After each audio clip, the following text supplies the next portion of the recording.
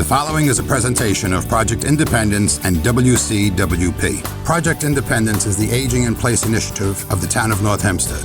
Welcome to Project Independence and You. Good morning and welcome to Project Independence and You, Community Talk Radio on 88.1 FM and WCWP.org. I'm Rebecca Miller, along with Kristina Liu today, who is wearing multiple hats as not just a radio show producer and the Director of Senior Citizen Affairs for Project Independence, but she's also the co-host today because Otto had a very important family event that he had to attend. So we allowed him, we gave him a vacation day. Granted him permission to take off today. Absolutely. So that all being said, we do have a great guest today, very interesting guest with one of our friendly partners over the years from Metro Occupational and Physical Therapy, Mariel Hunerberg. She's the Director of Speech Therapy, also at Metro PT. So welcome. Thank you so much for joining us today. We're happy to have you. Hi, thanks. I'm happy to be here. It's great to have you. And, of course, the topic today is fall prevention. However, it's kind of a very interesting, I don't want to say angle, but way to kind of work with it. It's fall prevention and memory retention. Learn how dual task activities can help improve your memory and reduce your risk of falling at home or in the community. So before we get into that topic, because it's so important, any way to kind of learn how to prevent falls, because it can happen at any age, but obviously, as we do get older, a fall affects our body very differently. The impact could be detrimental to even entering your house. So it's really great to hear these kinds of ways of kind of looking at it. But first, a little bit about you. We had a little time to chat before the show started, and in addition to being, you have a lot of things going on. In addition to being a speech therapist, you also you're a yoga instructor, which we all love to hear about, and Reiki. But also would like to hear a little bit more about you and how you came to be where you are in this kind of interesting world of fall prevention and dual task activities. Yeah, absolutely. So I've been a speech therapist for 9 years, and I started out my career working in skilled nursing facilities. So I've for the most part mostly worked with the geriatric population, and we just started the speech therapy program at Metro 3 years ago. So it's still a relatively new program. Metro's been around for 40 years, but speech has been relatively new. And with my new position, I've been working in many different settings. So, I've kind of worked on from skilled nursing, and now I'm doing home care. So I'm seeing patients in their homes. I work in the assisted living facilities and our outpatient clinic offices. So I see a well-rounded kind of group of settings. And it's just been so interesting to see, we really promote with Metro aging in place so much. So it's really nice to be in that situation and see what helps the patients so much. And as a speech and language pathologist, we mostly work on cognitive training for these patients. And, I never really thought to incorporate motor tasks into this cognitive therapy until I started with Metro and was speaking to our occupational and our physical therapists. And we're really able to use kind of that whole team approach. I'll, contact the OT, the PT. Hey, can this person do these sit to stands? Do they have orthostatic hypertension or something that's going to contraindicate any of these therapies that I want to now incorporate, being that my background isn't in these motor modalities? So I found it so interesting. I found it extremely successful. So it's definitely a passion of mine. So that is interesting. So it's like a real team approach which is great, to utilize. So what is kind of, just give us a little bit of a background to what this dual task activity really is. Yep, absolutely. So dual task training it's different than multitasking. People think, oh yeah, I multitask all the time. And we do, everybody does it. Multitasking, even though you think you're doing everything at the same time, you're really switching between activities that are happening at the same time, but your attention is switching between them. Whereas dual task training is really referring to attending to two separate tasks at the same time. And these can either be two motor tasks, or a motor and cognitive task. And we'll focus kind of more on the motor and cognitive component. A very easy example is just walking and texting, or walking and talking, which we do, which we know we're not supposed to do. But we do it all the time. And you see people banging into walls and banging into a telephone pole, because their brain is, pulled in those two separate directions of combining these motor and these cognitive tasks. Right.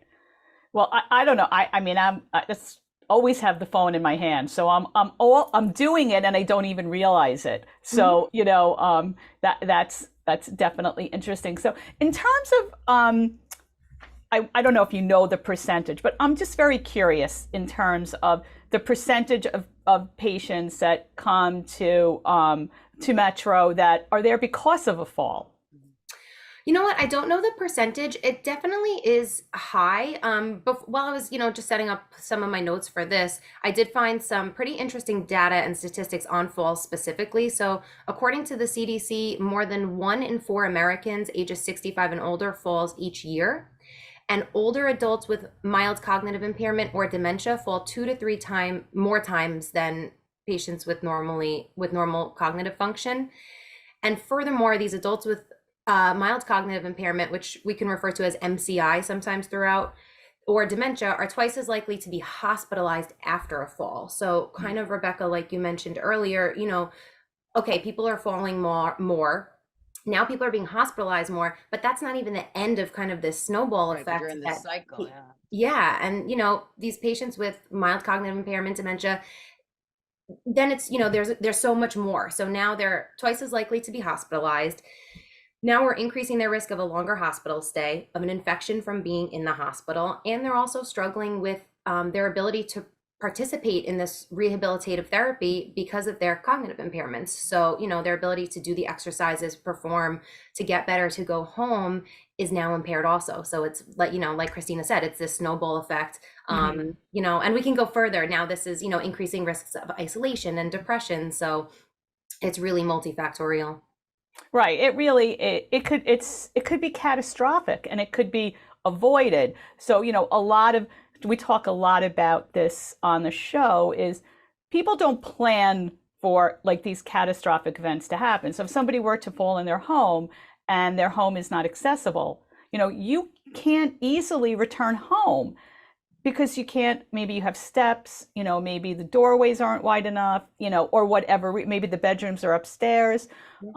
So very early on with, when I started like in 2007 with Project Independence, before it was its own department, we partnered with, I believe United Way was working with Access to Home, a program. I don't know if you're familiar with that, but it was really a great education for me, never really thinking about it at that time in my life. We go into people's homes and, try to make them more accessible. So yes, they can age in place and safer. And the things that we learned were so simple that to prevent falling, get rid of throw rugs, lamps, if you live alone, never ever have a reason to have to stand on a chair or a ladder. So if you have anything on the top shelf, bring it down. Nothing should be, you don't want to add those things, ideally live on the main level. We talk a lot about that here. You don't want to schlep your laundry downstairs with, the laundry in one hand, a phone in the other.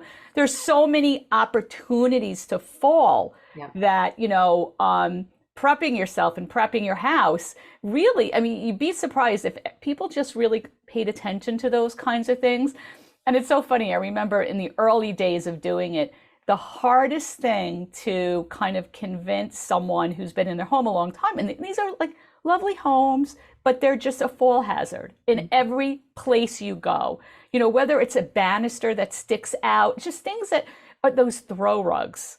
They're so pretty, especially if you have wood floors, you want to just, it's, and I trip. I got rid of all throw rugs too in my house because I don't want to fall. I don't want that to happen. So, I'm interested if that's part of kind of what you guys do at all, talking about the way the house is, not all of us can go in and build ramps and, extend doorways, but there are a lot of things you can do at home. Absolutely. Yeah. And like you said, these kind of minute differences that you don't think about normally can be huge hazards. The throw rugs, the stairs, missing handrails, broken handrails, just slippery surfaces. Adding different types of, sometimes mats can help. We say no throw rugs, but sometimes some surfaces are super slippery depending on the type of footwear someone's wearing. Right. My grandma growing up, she always said, you always need to wear socks because your feet are going to be cold. But then she's like, but not just socks, because then you're going to slip. So that's really important too. And I think She was about it ahead all of her the time. time. Yeah, like you said, inadequate lighting is huge, especially, when there's more vision impairments that come into play. And even sometimes there's elevated and depressed thresholds that's really usually not uniform throughout the home. So Metro does offer, we do offer a balance screening, fall risk assessments, and we also offer home assessments. So we do have occupational Excellent. and physical therapists that will come into the home, and they will assess everything, and they'll tell you, this has got to go, let's change this, we need a rail here, this is where, I'm going to help you get one from here, or we'll look it up on Amazon, I'll help you order it. So yeah, that's huge in fall prevention. That's excellent. Wow. I like that. I like that service because, there you don't hear that a lot. And it's where it starts. And, I remember too, on the early days, we had this one of our first Project Independence members. She was wonderful. And I think she was in her 80s, mid 80s, and lived alone. And, family was around, but distant. And we went into her house and she had lamps everywhere, and they're all connected across her living room floor with extension cords, and the extension cord had 47 other things going to it. And I walked in, and the first thing, we were kind of being trained by the people at Access to Home, and this is dangerous. And she's like, oh, I know, but I like my lamps, I like my thing. So yeah, it's kind of like, yeah, but do you understand what could happen? And so it was kind of like interesting to see these things that people knew actually were dangerous, but wanted to hold on to a beautiful lamp, or they only had one outlet in their living room, so everything was plugged into there, going throughout the home. But again, and that so comes, good. people know they're supposed to use walkers and canes, but sometimes depending on the setup of the living room of the furniture, you can't even fit the walker through sometimes. So they'll, what we call as furniture surf, that you're kind of holding onto the couch, holding onto that lamp that you're talking about, but that lamp isn't steady, or, maybe that couch moved a little bit when the cleaning lady came in to clean the floors, and now you're Right. reaching for it and it's further than you expected. So Yeah. Yeah. So these little hints and that we do talk about, and those small changes could really prevent a fall. So I mean, there are things that we have to be aware of. Also, if you're driving, if you're getting into a car, making sure how to appropriately get into a car. There's so many things, and it's like you don't want to make people paranoid either, but it's just really being aware. One of the things I talk a lot about when I'm teaching seniors, and really anybody, is we almost take our feet for granted. We never think about our feet. Like back in the day when there was a phone on the wall, phone rang, you ran to get it. You didn't think about anything. You didn't think about feet placement. You just jumped up and got it. But it's like time to kind of slow down and, make sure you have good connection. Good balance starts at your foundation. If you're standing, it's your feet. No, And I if want to you're think also, seated, and it's I've your seat. mentioned this on the show, numerous times, is that my grandfather, when he was alive, he had neuropathy, and it was so difficult for him to even like understand, so, and like, I feel so many seniors that that I've come into contact with have that as well. So then you add this layer on top of Right. everything else that you're not actually aware of, hitting the ground. So it's so important, these prevention things. And I love what Metro does, going into the house, and actually, because I think that's so important, because you can only do so much when you're talking to someone in an office, but when you're actually seeing it, in action, you could really point out all these things. And I'll never forget, many years ago, we had someone from Metro on, and they were talking about like the penguin walk, especially in like the snow. And I, to this day, when it is snowing or icy, like put that into practice, because I just, I mean, like I mean, how easy is it for any of us to slip and fall on the ice, and luckily we're able to, bounce back a little quicker than, an older adult. But I think, these little preventative kind of things are so important, and it really is about as you said, Beck, just like slowing down, and realizing, especially as you age. So Yeah. And you bring up a good point, Christina, too, in terms of these other risk factors. So neuropathy, of course, because your feeling, your sensation is impaired. Obviously we talk a lot about cognitive impairment, but any type of generalized weakness, postural impairments, urinary and bowel incontinence, having to run to the bathroom constantly, that sense of urgency is a huge risk in increase in falls. Even visual and hearing deficits. I think the research says that someone with even a 10% hearing loss is 3 times more likely to fall. And then the anxiety and fear of falling is huge too. And that's what also increases risk of falls, unfortunately. Right.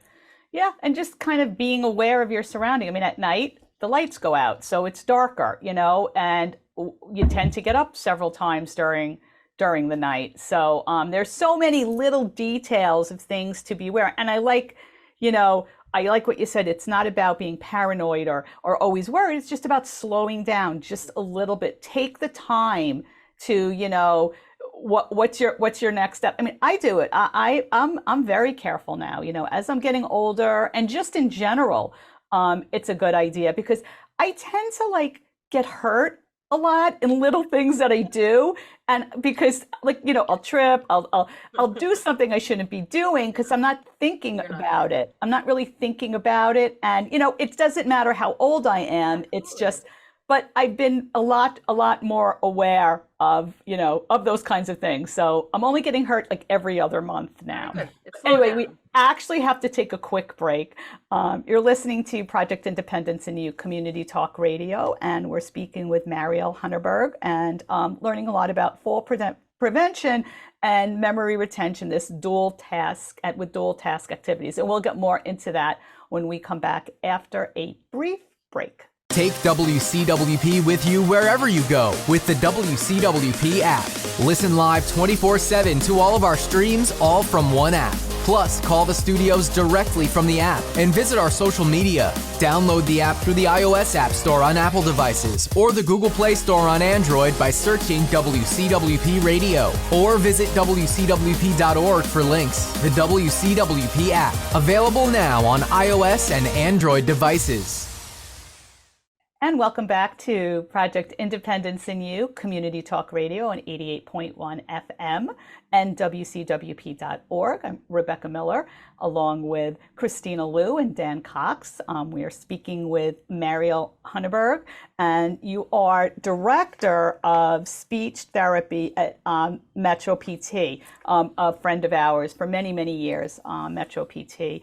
And we're talking about fall prevention and memory retention, and we're learning about dual task activities. So I guess kind of one of the things I was saying at the end is when, I'm doing several things at once, I get hurt occasionally, whether it's a bang the elbow, cut this, I don't know. But you had said that would lead into a really good segue, talking more about dual task activities. So I'm very interested to hear. Absolutely. Perfect. Thank you, Rebecca. So while we're performing any activity, we have these kind of 3 major cognitive processes and these all play into fall risks. So the first one is our attentional control, which is really just our attention, our ability to focus on one piece of a relevant task while trying to ignore all of the irrelevant distractions. So this can be super simple in terms of just when you're trying to study and someone's watching TV and you're like, I can't focus on this one thing because all I hear is the TV, no matter how hard I try. And attention is a limited resource. So we know that there's only so much that we have to give to certain things. And that comes a lot into play when people just feel, so sensory overloaded too. You hear the construction and the music, and some days it doesn't bother you, you don't even realize it. But if you're really trying to focus on something, all those kind of sensory things, you're too hot, it's not just what you're hearing and seeing, it's kind of feeling and smelling, all that can come into play too. So that's our attention. Our second one is our working memory. And this is huge. And there's been a lot of research on this lately that our working memory is even more important than our short-term memory. It has a huge, huge impact on all of it. And that's just your ability to retain and manipulate information. So an example of working memory would just be if you're talking to someone about where they live and they want to give you directions to their house, you're trying to remember their address while they're giving you directions on how to get there. And, now we're like, whatever, I'll just put it in my GPS. But what if your GPS stops working? We still need these skills of being able to retain that information while we're manipulating other information. And then the third one, which is huge, is our executive functioning. So that's our kind of higher level cognitive tasks, such as sequencing, our inhibitions, our memory, problem solving, planning, all of these higher level cognitive tasks. And also all these three things come into our cognition. And that's important just to talk about, just because when we do talk about dual tasks training, and I just mentioned, the cognitive component, that's what the cognitive component is, to have kind of a baseline on it. So we mentioned it before, dual task training is, the ability to attend to two tasks at once. And the way that we use this in therapy is by doing a cognitive and a motor task at the same time. So an example of that would be someone just walking from one side of the room to another while counting. All right, maybe that's too easy. Now count by threes. Now count by sevens, and we'll increase. Now let's do some mental math. 100 minus 47. Can you do that while you're walking? And maybe they can, and that's easy. So we keep trying to increase the complexity of it. One of the highest kind of dual task exercises is being able to play an instrument while reading sheet music.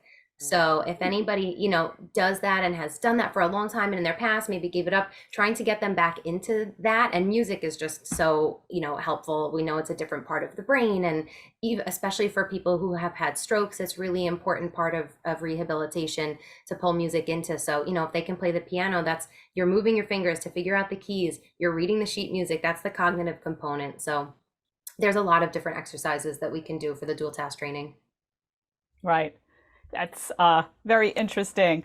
I like it. So when you say music's in a different part of the brain, and you've got, the person who plays music and can read music, and like, are you saying, like, if somebody hasn't done that in a while, to kind of like bring it back into their life?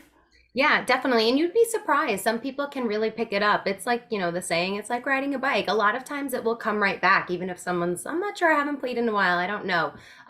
It might come back. And yeah, music is really important.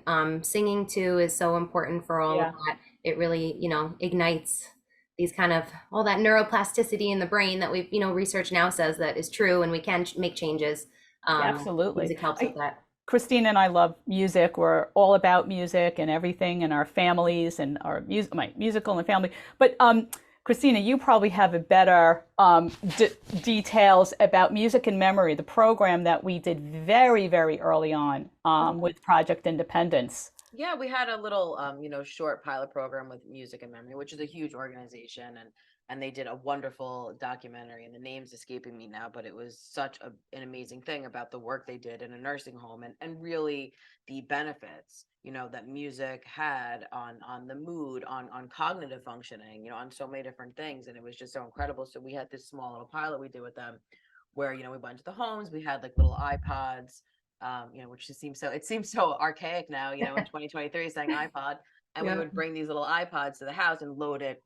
There was a questionnaire where the senior would say their different favorite genres of music or their favorite songs, and that would get loaded onto the iPod, and it was just to see, and the market improvement of all these things. And I just love something like that, and especially, as you're saying, with your work, dealing with people who, are experiencing dementia or Alzheimer's, and then you would see, oh my God, here's, this one song can evoke so many different memories and stuff. And it's just, it's incredible. We talk about that with I'll whisper it because we don't want her to hear it, but the Alexa, the benefits of that for seniors who are alone now, and to just say, I want to hear blah, blah, blah song, and it's just the power of music is always just, blows my mind.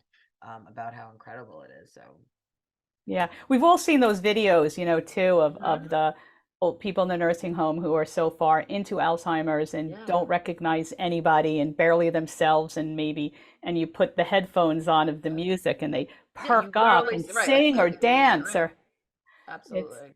Yeah. Did you see the video of the woman who listened to Swan Lake and she was the dancer? Yeah, she was the ballerina. Yeah, that was beautiful. That was amazing. Yeah, and it really ignites that. And it's similar for people who have had strokes, in the left side of the brain where language lies, that they've lost that and they might not be able to say one single word intelligibly, but you play them music and you play them a song that they're familiar with, and some of them can sing every single word.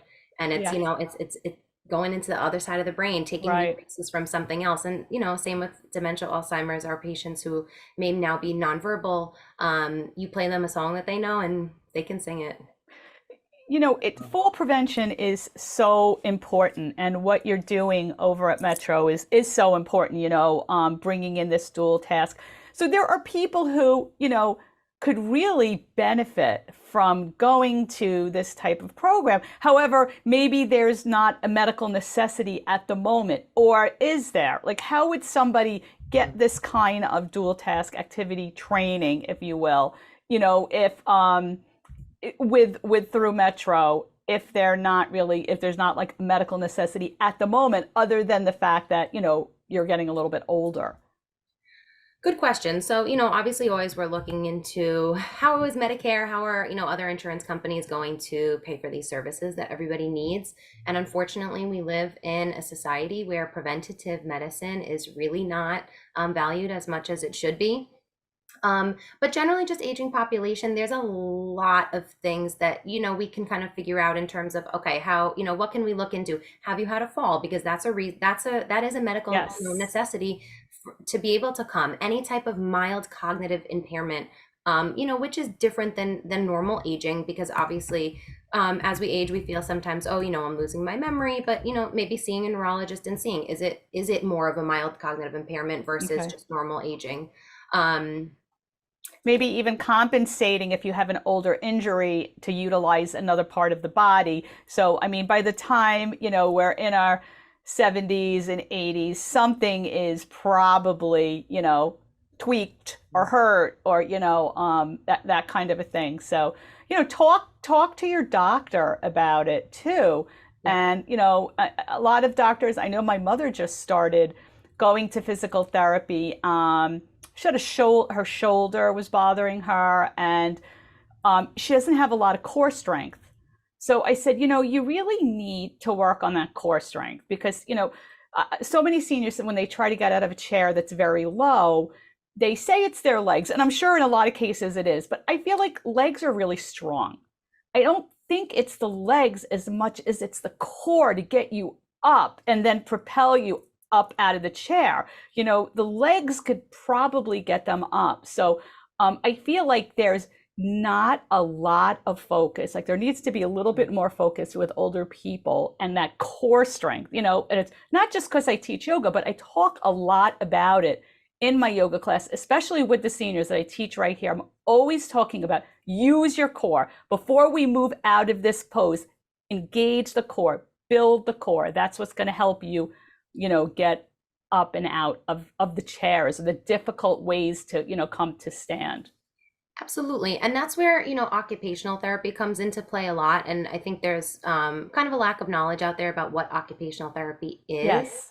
People are, always, I'm going to physical therapy. I hurt my this, I need physical therapy. But occupational therapy works on a lot of the modalities that physical therapy can work on, and especially core and balance. Those are two huge ones. And the activities of daily living. So if you're have a change in your ability to complete your activities of daily living, that is also considered medical necessity. Talk to your doctor, have them refer you for occupational therapy.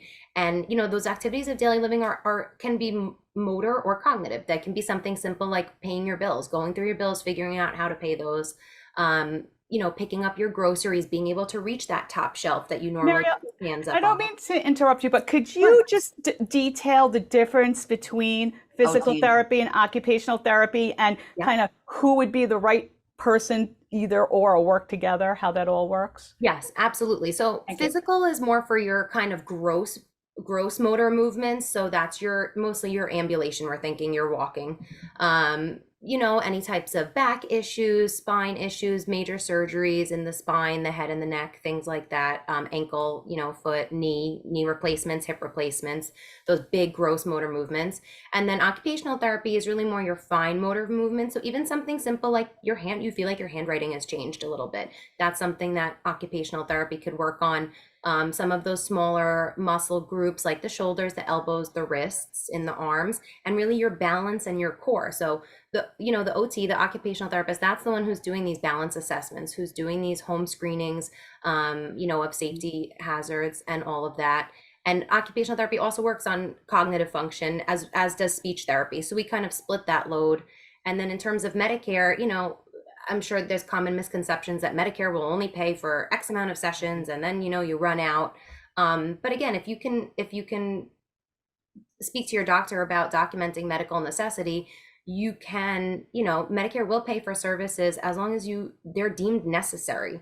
And you can switch between physical and occupational therapy, and you could talk to your therapist about, you want to work on similar things, but this way you really can have therapy throughout the year if you need it. Right. And don't wait, because I feel like what happens is we do that in so many ways. We wait to the very last minute. Okay, this pain is so bad now. Now I really can't sleep. So then you go to the doctor and it's like, well, even though like maybe 1 or 2 weeks earlier, it was just like a nagging pain. But if you wait till it's full blown, then the recovery period is going to be longer, much more complicated. But like, go to the doctor and take care of yourself. Be aware of your body. It's telling you exactly what it needs. If there's a little bit of pain, it's in a day and it goes away the next day, that's one thing. But if it's kind of like nagging a little bit, get it checked out and have a quicker recovery. Don't put it off. And then maybe you get to, a place like Metro and, get the more, I want to say like more toward a preventative getting worse than kind of dealing with the injury and then dealing how to get back to your life, because maybe now you're compensating your whole body of one side for the other. Yeah, and that's fall prevention. It's, Right. you start to lose your balance. You start to need to hold on to the furniture a little bit more. Maybe you have increase in neuropathy, any of these kind of risk factors that are popping up, and you put it off because, I'm getting older. This is what happens when you get older. But it doesn't have to be that way, and you shouldn't have to feel that you need to navigate it alone, because there Right. are so many supports of, your whole organization and Metro, physical, any kind of therapy companies that are here to support you in this transition of just your body changing. Right. Mariel, I just want at this point, like, what is the best phone number for anyone listening to get in touch with you guys? Give me 1 second and I'll get the best Yeah. number. I want to make sure that I have the one that will go Sure. directly. Yeah. Okay, we'll get that We'll over come the back, next yeah. break. Yeah, and then we'll provide that. And anybody that's listening can always call 311 or 516-869-6311 and speak to Kristina or myself, and we'll be happy to give you that information too. So with dual task activities, I've never heard it put in that kind of way before, but is that something that is like a newer practice, or it's always been there, but it's just not kind of something that I don't know. I don't know, Kristina, have you heard about that kind of No, process? I mean, like, and when I was preparing for this, I saw it and I was like, I can kind of understand. And then when I read into it, I didn't realize the specifics of what it is. So it was definitely a newer kind of term in my world, which I thought was, which makes so much sense when you actually read specific examples of what is included in it. Yeah, I mean, I don't think it's so new. I think it's been around for a while. There's been, I would say, significant research on it, but again, some of these, subjects are limited. They haven't used such huge groups, and that's just kind of a lot of the issues that happen with just research in general. People don't come back to do a 1-year follow-up, a 5-year follow-up, so that kind of long-term research is definitely lacking. There should be, Right. we'd like to do more research in the in this topic as well. And a lot of the studies also recommend therapy 3 times a week. And, there are issues with insurance in terms of how much they're going to pay. And just people are busy. They have doctor appointments. They have other therapies. They have grandkids that they're taking care of. So, there definitely are limitations sometimes in that in terms of frequency. But the research has shown, they've done it specifically on, falls and hospitalizations, and specific, dual task training programs have shown a decrease in falls, related injuries, hospitalizations. They've done MRIs and they've actually seen a reduction in whole brain cortical atrophy. So it's, there is science behind it. Right. Oh, Yeah, yeah. and it makes sense. We're always talking, and especially now you see all these things with brain games and stimulating your brain and how important that is. And that's why I was so intrigued by this dual task, because not only is it really, keeping your memory, sharp, but as you're saying, preventing falls, so it's all kind of tied in to, there's just so many benefits. And I'm just always so blown away by how important it is to do these kind of things. Right, right. Yeah. Well, we actually have to take a quick break, and then when we come back, I want to hear about some of the success stories of the people that you've worked with and their processes, maybe with the different kinds of situations that come in for the clients that you do see. Of course, no names.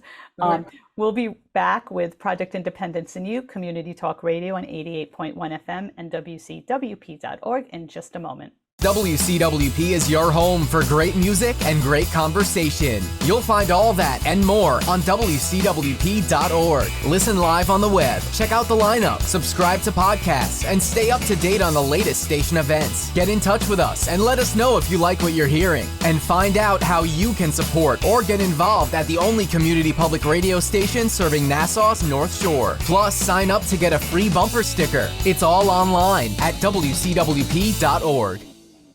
And welcome back to Project Independence in You, Community Talk Radio on 88.1 FM and WCWP.org. I'm Rebecca Miller, of course, along with Kristina Liu and Dan Cox. We're speaking with Mariel Hunerberg and just learning all about fall prevention, memory retention, dual task activities, and just a lot of stuff, how to prevent, things you could do at home, ways, things to kind of look at your own body, listen to the messages your body's telling you, go to your doctor, get the referrals to physical therapy or occupational therapy, be evaluated at least for it and find out what's going to work best for you. It's so much better to prevent a fall and learn about it than it is to have to go because you need it for recovery and can't even get into your own home. But Kristina said something funny over the break that I just have to share because now she's gonna, when her husband yells at her for texting, not that he yells at her, he never would,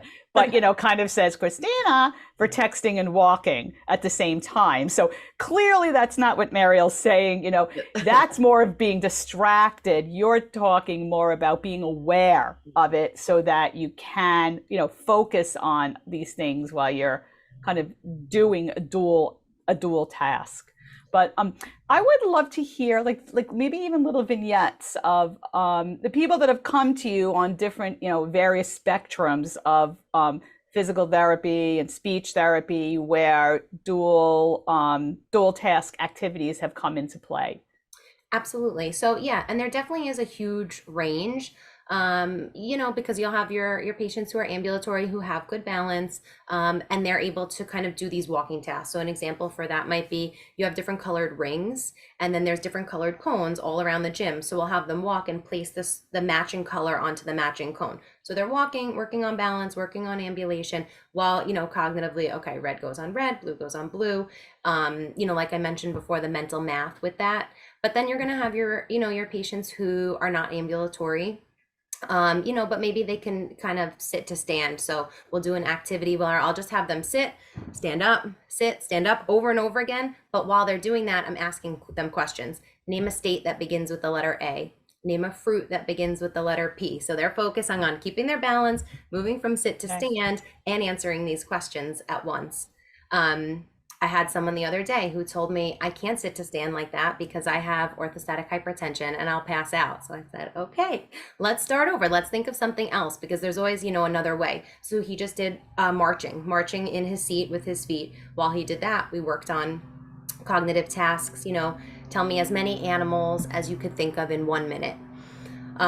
Things like that. And some people still with the feet, maybe they can't move their feet. They have other issues. So catching a ball. Throwing a ball, I have a ball that has letters on it, and you can take a regular tennis ball and a Sharpie and just write letters all over it and throw it to someone, catch it.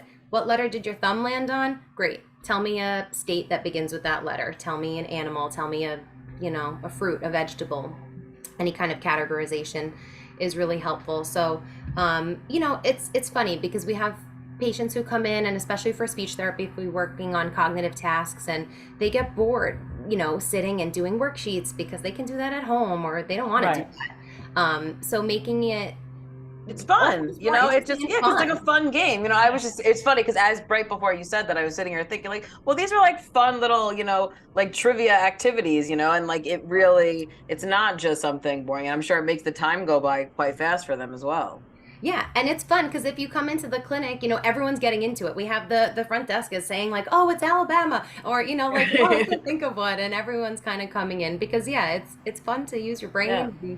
and do those things for sure. But it's definitely a wide variety of complexities, and there's a huge variety of complexity of tasks that we can do versus the motor and the cognitive components. Just to increase that complexity based on individual need. Right. And muscle, you hear this a lot. Muscle has memory, right? Like, Yep. is it? I mean, I can feel it myself if I like have a break from going to the gym or something, and then I go back and I'm like really nervous that it's going to be a really terrible workout or something. But yet, I still have the strength after a while. So, and then there's that, and there's also people who really weren't physical most of their lives. I run into that a lot with seniors who, don't really do an activity, like won't come out to one of the Project Independence exercise classes. I mean, we have Zumba Gold, we have Tai Chi, we have dance, we have general fitness and yoga, chair yoga, but they'll say, oh, I've never done anything like that. It doesn't matter. You can always work on your strength.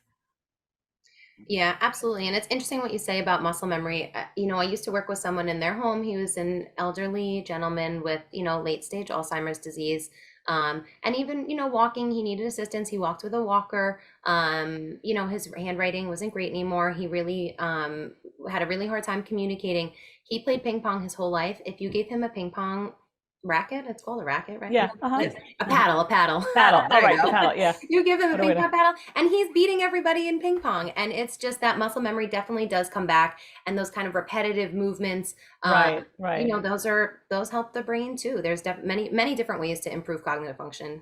That's so interesting because I mean, that wasn't even what I was thinking in terms of muscle memory, but Yeah. but that's like really interesting that someone who played a sport just like or an instrument, it's knew exactly what to do because it was, something from their past, probably like the earlier thoughts. Those like tend to be like the last to go, I think, or I don't even know, but I wasn't putting it together like that, but that's really interesting. And I think, what's really great about this dual task stuff, and just listening to Mariel talk about it is, it's really kind of meets you where you're at. And I love that it can be, kind of, to what your ability is, or, because listen, everyone comes to the table with different things, but, you're still able to kind of find a way to incorporate this into it, which I think is so huge, because I know, listen, I know a lot of seniors who be like, oh, I can't like throw a ball and walk. And, it just seems like so overwhelming. But I love that you're able to kind of tweak it to kind of where they are at, and listen, we love golden nuggets on this show and having some good like concrete tips. And the fact that you said, listen, when you're at home, you can have like a little tennis ball that has that. I mean, these are like little things that you're able to do, obviously, just kind of on your own time as well. Listen, the weather's getting nice. You can do all kinds of things outside with these things, which is great. And also we do have, I mean, there are great apps also out there on, for the iPad, for your phone, that I'm sure. Do you guys recommend any kinds of apps or things like that for people that have, laptops or any kind of, technology? Really? I mean, any of them, and even just taking out the newspaper and, doing the crossword puzzles, doing the word searches, there's a lot in there. And I think there's different levels of things in there as well, but they do make good workbooks too that you can get in any kind of pharmacy or grocery store even. Right. Of course, our lovely Amazon. But yeah, just to do those tasks. And if you're thinking, how can I do, maybe someone who's not ambulatory, who really isn't into exercise, how can I can't do a dual task, I can't do that motor component, but I do like my word searches. No problem. March your feet in place. Lift your left hand up while you're writing with your right hand to do your word search. There you go. That's as simple as that. Do some gentle neck rolls if the mobility in your arms aren't great. There's so many ways to move our bodies that are not walking. Right. It's We great. actually have a program. We started. It was very popular pre-COVID too, called Color Me Calm, Hmm. Hmm. and they'd be given kind of an intricate, something to draw, and the crayons or the pencils, the color Hmm. pencils, and it was a social activity back then. The tables were set up in people, and it was very quiet, but they were also socializing while they were kind of doing their, beautiful coloring. Yeah, and they're intricate, it's not Yeah. just like your average coloring, and that's what I love about those adult kind of coloring things, because it's like, these tiny little things that you're having to, do while, I mean, listen, while talking to someone, in the group. I mean, it's all these little things that you're doing that are, and that's what I love, like that. I hope that comes across in this, like these activities, can be fun. It's not this torture, oh God, they're dragging me and I gotta like do all these things, but like it really is. And I love that you said the whole office gets involved in it, because I think that really, opens the, the eyes up of the person coming. Yeah, and these are things, you can play with your grandkids too. They think it's Right. fun too. They love doing this stuff and they love, giving the answers to things. So play this with them. Roll a ball on the floor with them while you're playing these games. And, like you said, these color me calm, activities too. These are dual task training Right. activities. There are Right. a lot that we do already that we don't realize. That's really beneficial. All right. And socialization is so important too. It's so important for Yeah. for seniors Yeah, too. that's huge. And, I think COVID kind of put a big halt on that, unfortunately. And we're still kind of climbing out of that hole for sure in terms of socialization, isolation, which leads to, as we know, depression. Um, so, Right. right, being able to do these things is part of socialization. So maybe someone who Of played course. Yeah. mahjong, who, is having a hard time keeping up with the conversation while they're focusing on playing, these are things that would be beneficial for them as well to work on these skills. Right. Yeah, it really is if you think about it too, post COVID, even though we are so far, in there and it seems like things are back to normal to whatever that means to everybody who's individual.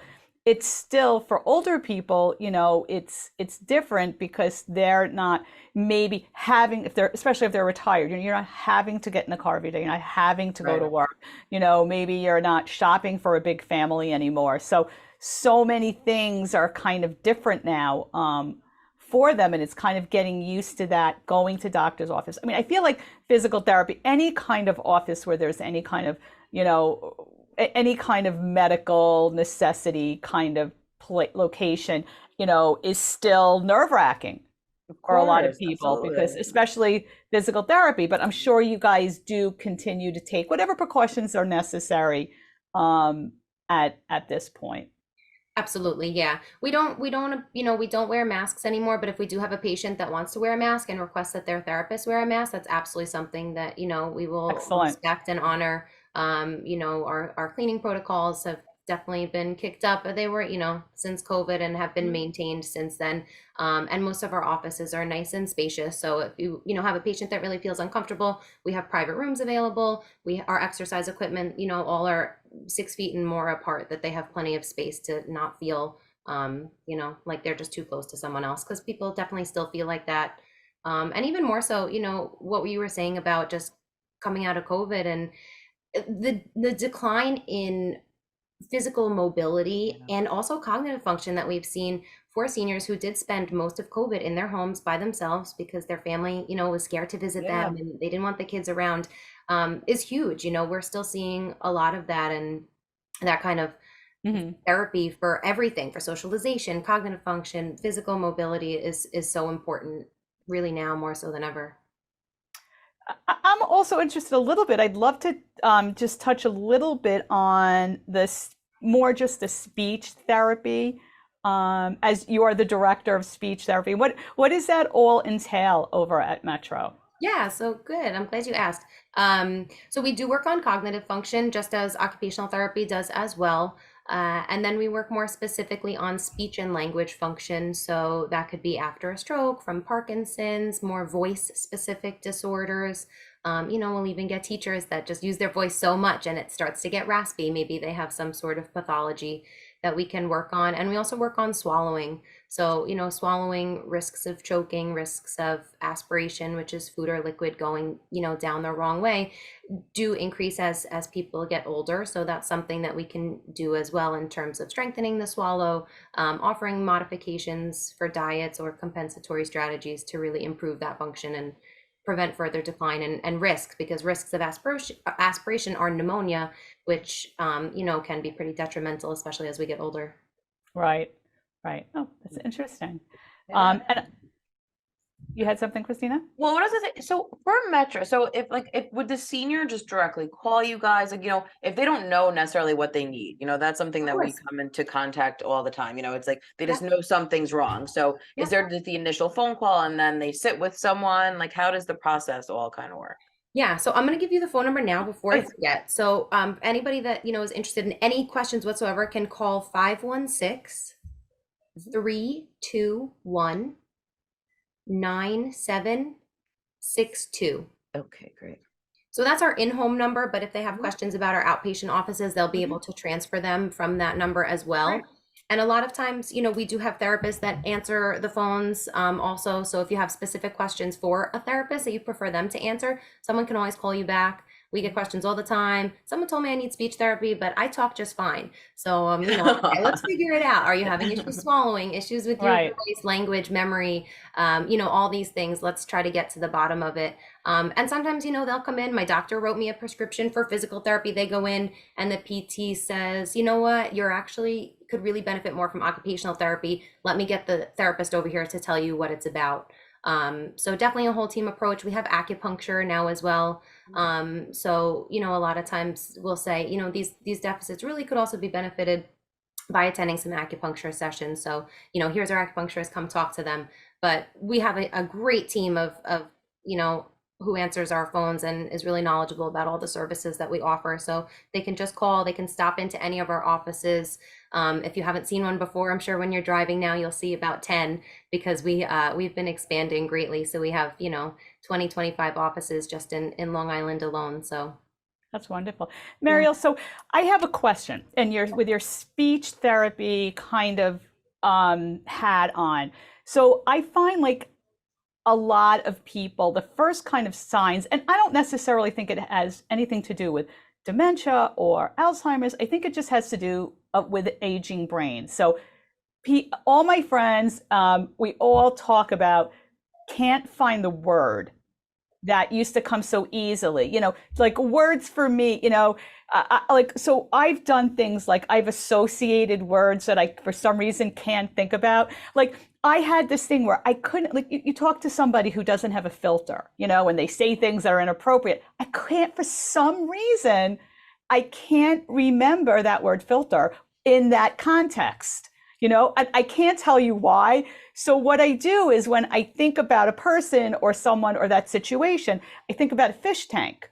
And I'm like, why do I think about a fish tank? Because of the filter, so I play, and I'm starting to do that with not common words. They're not usually common words, but like words that I tend to forget now as I get older. And my understanding is it is kind of normal, and it is just, as the brain age or you're stressed or you just have a lot going on.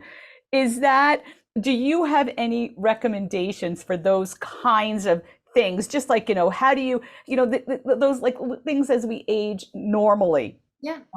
Yeah. So specific to word finding, which absolutely does happen, and there's different severities kind of that. But the strategy that you're talking about, making associations, is huge. And that's also really good for memory too. You think like some certain words you just can't remember, or you're something on your grocery list you can't remember. But if you talk about it and make an association, I need to pick up ketchup because my son loves chicken nuggets. He's not going to eat them without ketchup. You make a little story about it. You talk about it. Then when you're at the store, you're going to say, oh yeah, what about chicken nuggets? Oh yeah, chicken nuggets, ketchup. Oh, I need ketchup. It kind of brings you along that line using the associations.